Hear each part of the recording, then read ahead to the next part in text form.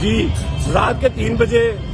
ہماری red line ہمارے leader Imran Khan کے لیے ہم اپنی فیملیز کے ساتھ یہاں پہ ہیں، اور ہم یہ میسج دینا چاہتے ہیں ان یزیدی قوتوں کو،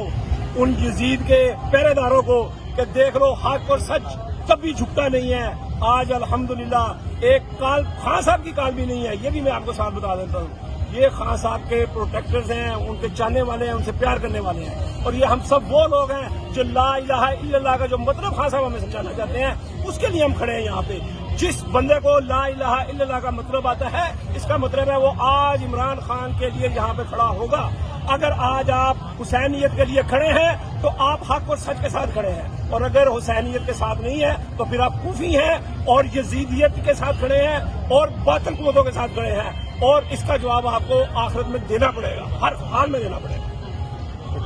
تھینک یو۔ بے شمار